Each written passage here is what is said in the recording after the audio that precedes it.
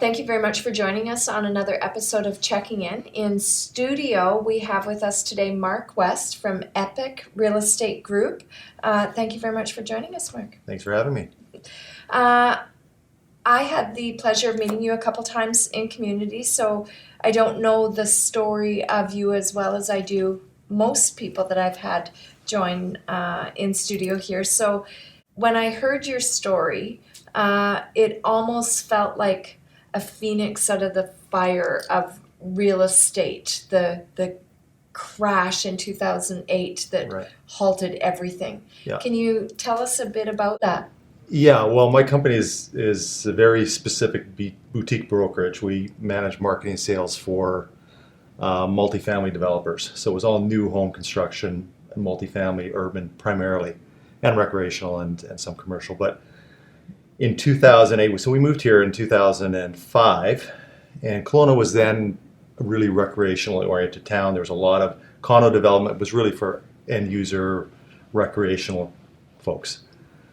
In 2007 and 8, there was definitely cracks in that world, the whole financial crisis, and our business was squarely involved with new development. And when the crash hit, we got hit hard. I had expanded from 2005 to 2008, had up to 25 staff and contractors working for us, and in 2008, it was just me in the office after that for a period of time. Yeah. And that was tough. You hear it. You hear it. You still hear those scars and those war wounds from people in the community. But you stayed. You hunkered down. You did other things, and then along comes 2013, and you work at putting the Soul project together. Can you tell us a bit about that? Yeah, Kevin Edgecombe and I became involved with his Soul project. He was struggling at the same time with his first Soul project on St. Paul Street. He called me up one day and he said, "Look, I don't know what to do with this. How do we get out of the ditch?" We sat, I remember one time, just at a coffee shop nearby and said, "Okay, well, here's what I think we should be doing. What's your budget?" "Not much." Okay. So I rolled up my sleeves. I was actually doing the sales elements of that project initially, and through a series of hard work and reconfiguring the building and adding a commercial component to it, with Kevin's foresight and a bit of push on my side, we managed to get the building under construction, and things started turning around in 2013 and 14, and we got that building sold, and we kind of dusted ourselves off and said, "Okay, let's do this again." So we did another one, another Soul building on St. Paul, and we're now on our fourth Soul project with Edgecombe. Which is the one on KLO? Is that the third, or is there that was the third. Am I missing? I'm missing one. Yeah, we have one, Soul Rutland as well. Oh, I did. Yes. Yeah, okay. Yeah. And that's underway right now. It's underway right now. Pre-sales right now. Congratulations. Thank you. So I am in sales, and I might sometimes believe that the world turns because of sales. Without a sale, nothing happens. You don't get to build anything, and that's indicative in my space in web and in marketing.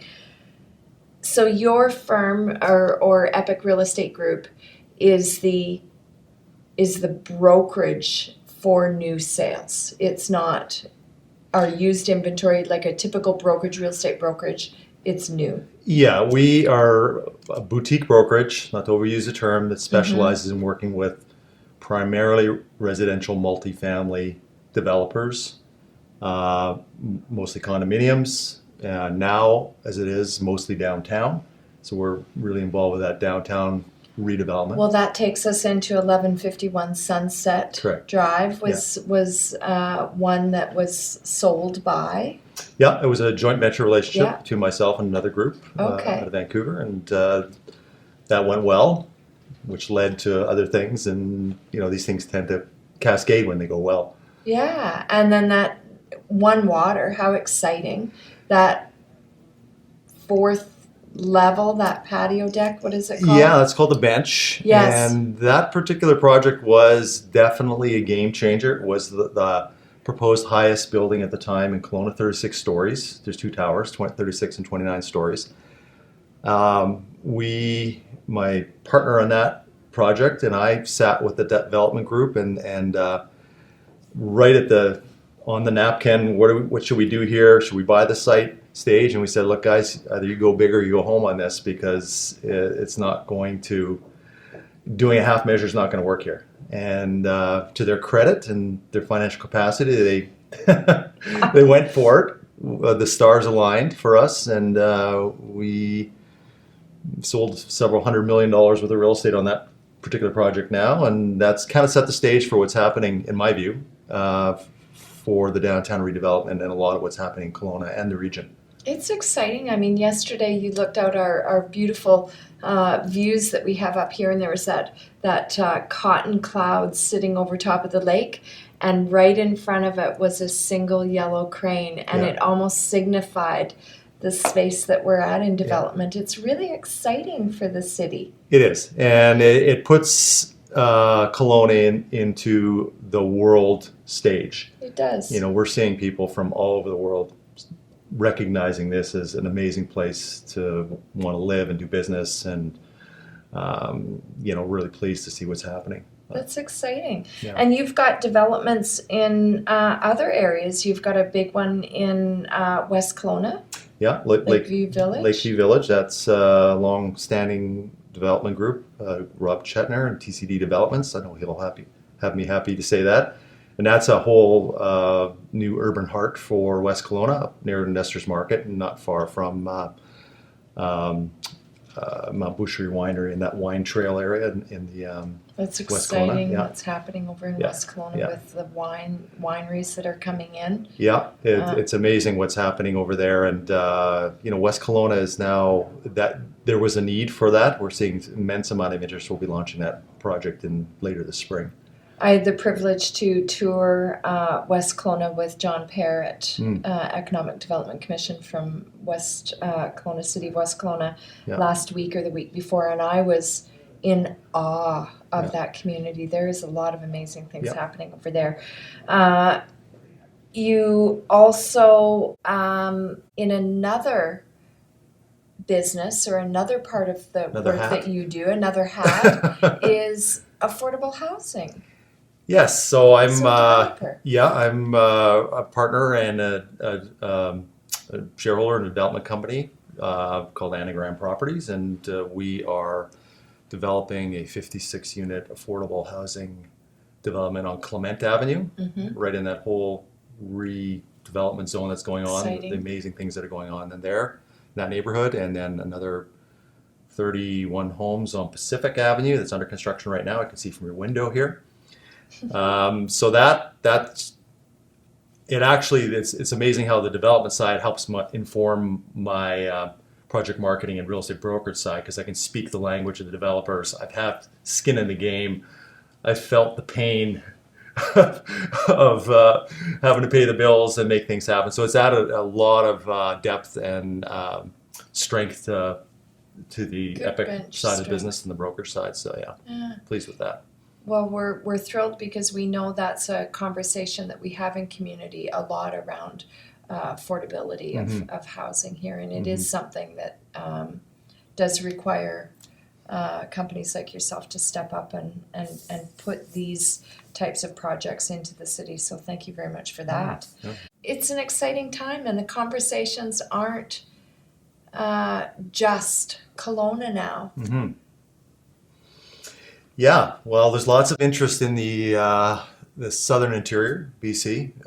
We're getting inquiries, and our company's looking to expand into other, I'll call it tertiary markets. Primary markets would have been like Vancouver, and Sure. now the secondary markets being Kelowna. Tertiary markets are towns and cities like Vernon, Penticton, Kamloops, Revelstoke, Nelson. There's a lot of outward migration that's occurring from the Lower Mainland and other areas coming into our region, and our region is expanding outward. So we're in an expansion mode and looking at expanding in those markets as well. It's a good place to live right now. It's no better. So, Mark, what would you have you grown up in the industry? How did you get into the industry? Yeah. Come from an entrepreneurial family? How How'd you get here? I got here by skinning my knees a lot of times and going, okay, well, That let's hurts. just throw the dice and see what happens. So I'm a street smart Okay. guy, entrepreneur. Actually started as a chemist in Winnipeg That's in the close. 80s. Yeah, that was how we get there. It's a whole other animal, and that was not a satisfying career for me. So I started in the early 80s, mid 80s in Winnipeg, and started investing in properties there, and went through a crash there as well. So I'd been through probably 3, 4 cycles now. Then landed up in Vancouver, worked in the project marketing world in Vancouver through the 90s, and then the recreational world in the US and Canada through the late 90s and 2000s up to about 2005, mostly in places like California, Colorado, and Washington State. And then landed back in Canada. Just missed home. Well, we're glad to have you. Well, thank you. So, Mark, one more question. We have an incredible UBCO Okanagan campus. Yeah. We have Okanagan College. They're graduating so many incredible young people. Yeah. If someone walked up to you at a networking event that was in their early 20s and said, "Oh, Mark, when I grow up, I want to be in real estate," what would you tell them? I'd say there's an amazing opportunity for you. There's a lot of people that are leaving the industry, at least on the brokerage side. It's aging population and not generally being replaced. Not unlike trades right now, where there's opportunities in trades for people because people are retiring. So yeah, I would say go for it. Find a good mentor. Our industry is largely based on relationships, so understanding relationships. So the book smarts will help, but really getting involved with someone who understands the industry, who can help mentor and bring you up, would be a key recommendation I'd make. So maybe offering yourself to mentor. Oh, I'm doing it right now with my team, you? so yeah. But yeah, I'm open to it. Excellent. Yeah. Thank you very much for coming in and sharing with us I appreciate today, it. Mark. Thanks We for really having me. appreciate it. Thank you.